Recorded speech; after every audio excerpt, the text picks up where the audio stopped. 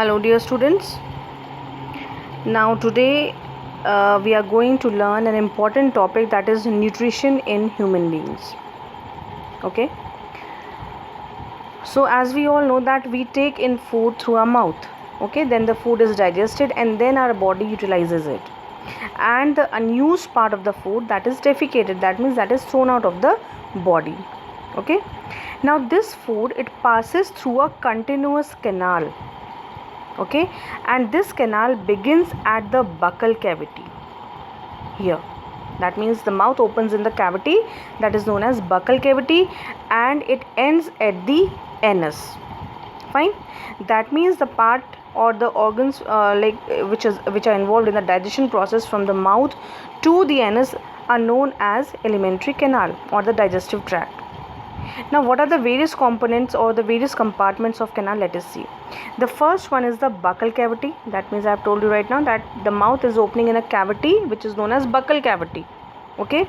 Then the second part is the food pipe. That means this one. Okay. This is known as the food pipe, or we also call it as esophagus. The third part is what? It is the stomach. Okay. You can see here, this is a stomach, a flattened J-shaped structure.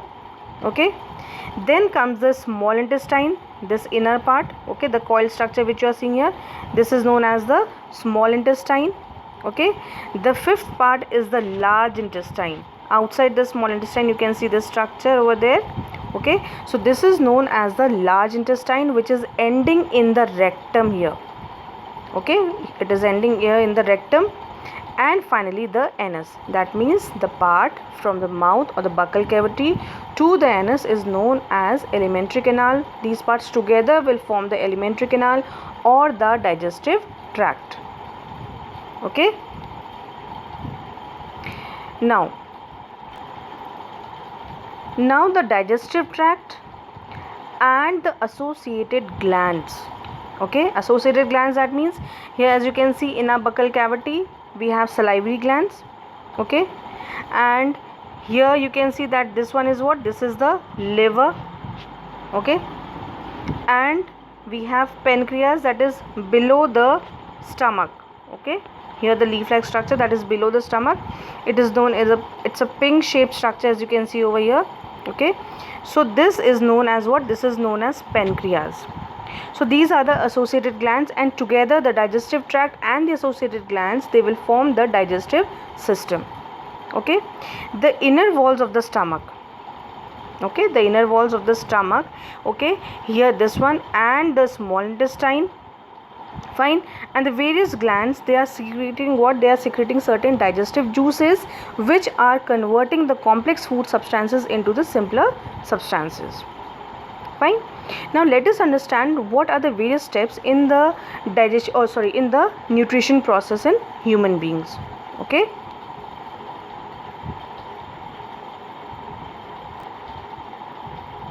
So as we all know that what is nutrition? It is the the process of obtaining food, the mode of intake of food and its utilization in the body. That is what we call as nutrition. So there are various steps in the process of nutrition. Okay, the first one is ingestion. Okay, next one digestion, then absorption, assimilation and egestion. Now let us study what these terms refer to. The first one is the ingestion. Now what is ingestion? It is the act of getting and eating food, how we are ingesting our food. Okay, and in human beings, you know that how do we take our food? We take our food through our mouth. So this process of ingestion takes place in our mouth. The second one is the digestion. Okay, now what is digestion? Because see children, whenever we are eating the food, that food contains certain complex substances like carbohydrates. Now these complex substances, they cannot be utilized as such. So these complex substances need to be broken into simpler substances so that they can be utilized by our body. And this breaking down of complex food substances into the simpler substances, this process is known as digestion. Okay, and this digestion process, it begins in the mouth. Fine, and it is completed in the small intestine. Remember this, that the process of digestion begins in the mouth and it is completed in the small intestine. After the digestion process comes the absorption. Now what is this absorption? See, once the food is digested, then that soluble molecules which are present there in the digested food, they pass into the blood. Okay, and this process of passing those soluble molecules into the blood, it is known as what? Absorption. Now this absorption in humans, it takes place in the small intestine. That means the small intestine, the digestion process is being completed, and also the process of absorption is being accomplished in the small intestine. The fourth process of nutrition is what? It is known as assimilation. Okay, now what is this assimilation? It is the process in which the absorbed food, okay, because the food will reach to each and every cell, so absorbed food, that will be utilized so that it can produce energy, so that it can be utilized for the growth. Okay, and this process of utilization of that food for energy, for growth, okay, this is known as what we call as assimilation. Clear?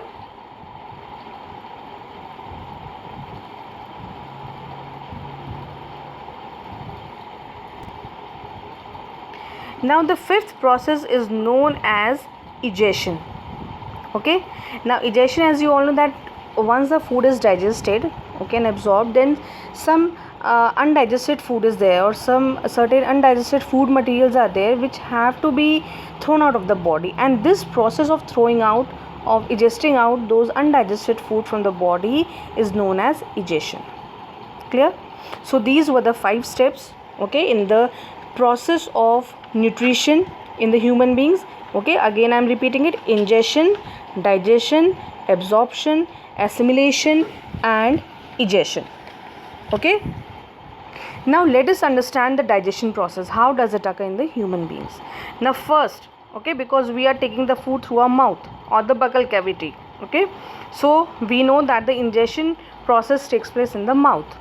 Fine. Now the mouth, it opens into a cavity that is known as what? That is known as buccal cavity. And inside the buccal cavity, what do we have? We have teeth, we have tongue, and we have what? We have salivary glands. Teeth, as we have discussed in earlier video also, okay, we have different kinds of teeth, and these teeth help in cutting, biting, chewing, or grinding the food. Okay, next we have tongue. This tongue, okay, it's a muscular organ, so it mixes the saliva with the food. It helps in swallowing the food, and it also tells the taste of the food due to the presence of the taste buds. Okay, we have different taste buds, and it also helps us in speaking. It helps in mixing the food with the saliva. Okay, fine. Now let me show you the diagram of this one.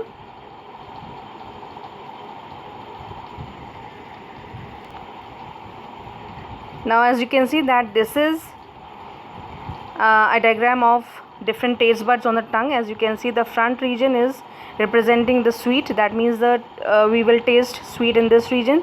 The salty region will be tasted in these sides, in these taste buds. Sour next to that salty. Okay, and bitter, if the food is bitter, that will be tasted in this region. So these are the various regions or the various taste buds that are located in the tongue, that is sweet, salty, sour, and bitter. Okay, okay, fine.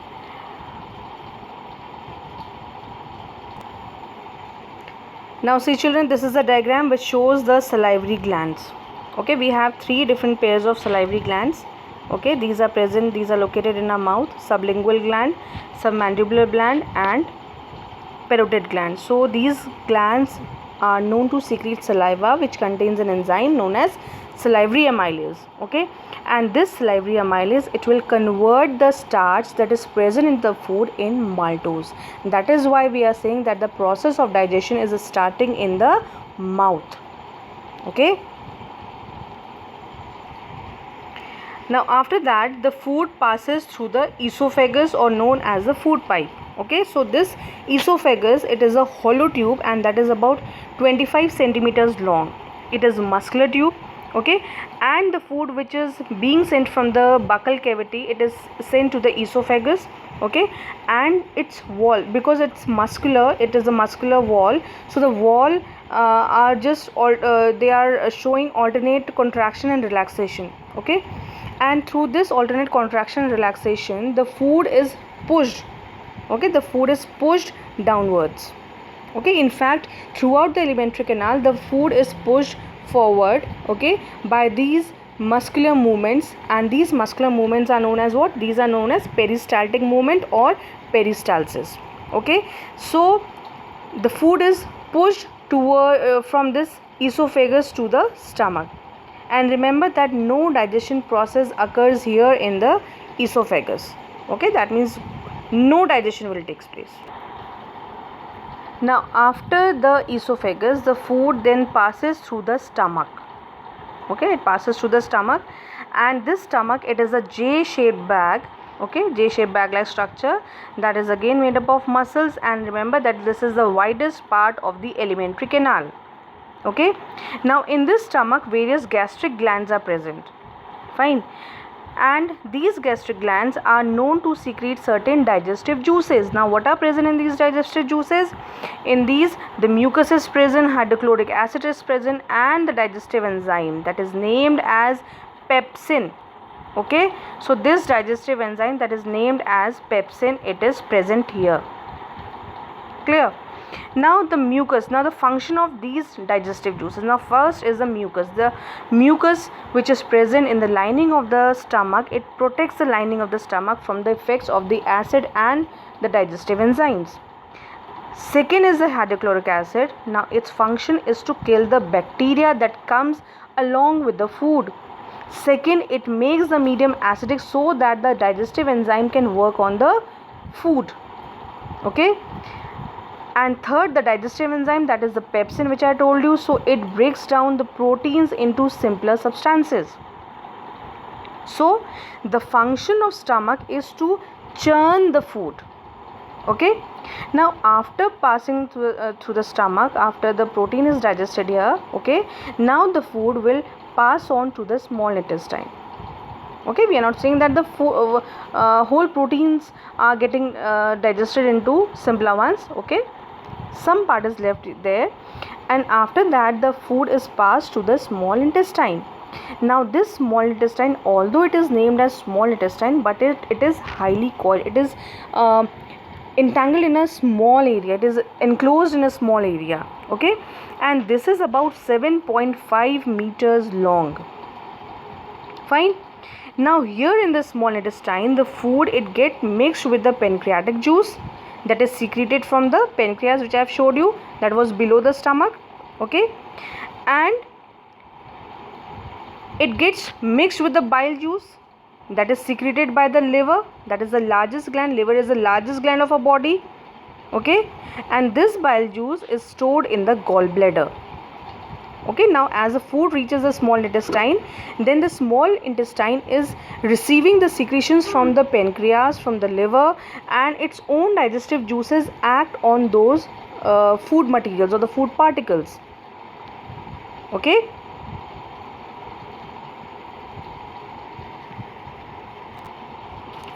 The pancreatic juice, fine, sorry, the pancreatic juice, they act on carbohydrates, fats and proteins, and due to the action of these pancreatic juices they are broken down into simpler substances, okay. And the intestinal juices, that means the juices which are secreted by the walls of the intestine, okay, here the digestion process is completed, the digestion process of all the components of food, finally they are completed here in the small intestine, okay.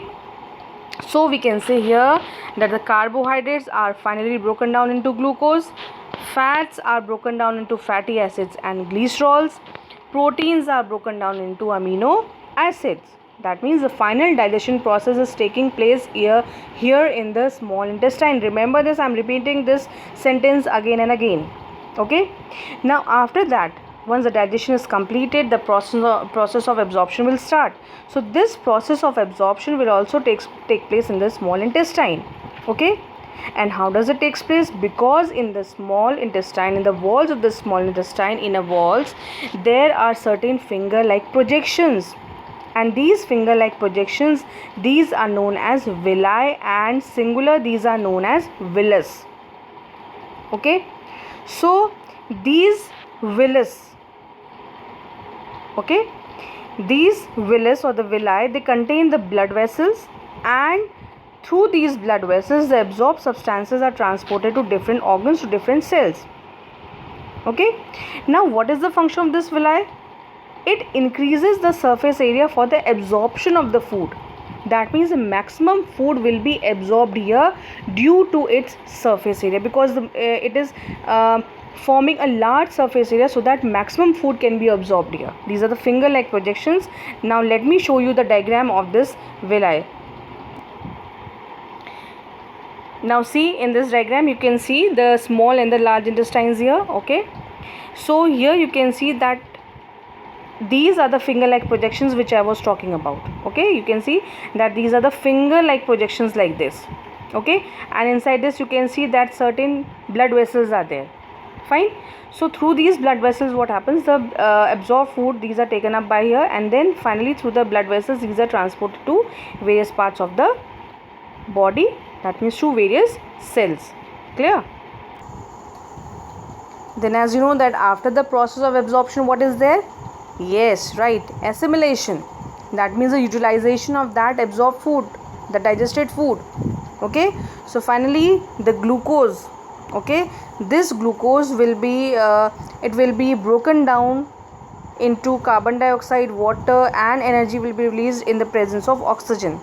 Glucose in the presence of oxygen will be broken down into carbon dioxide, water, and in this process what will be released? Energy is released, which is utilized for our various processes. Okay, and the undigested food, it will pass on to the large intestine. Fine. Now in the large intestine, see, large intestine, it is wider. Okay, although it is named large intestine because it is wider than the small intestine, but it is shorter than the small intestine. As you know that the small intestine is approximately 7.5 meters in length, but this large intestine, it is about 1.5 meters in length only. Okay, so in the large intestine, okay, the water, that means the water and some salts will be absorbed from the undigested food, and the remaining waste that will be sent to the rectum in the form of semi-solid feces, and then finally they will be removed through anus, and this process will be known as what? Egestion. Okay, so large intestine only 1.5 meters in length, small intestine 7.5 meters in length. Okay, large intestine, why it is named so? Because it is wider than the small intestine. Fine. I hope this is clear to you all. Okay, we have discussed about the process of nutrition in human beings. Okay, we have discussed the various parts of the alimentary canal, okay, and the various steps in the process of nutrition. So this was all for today. Thank you.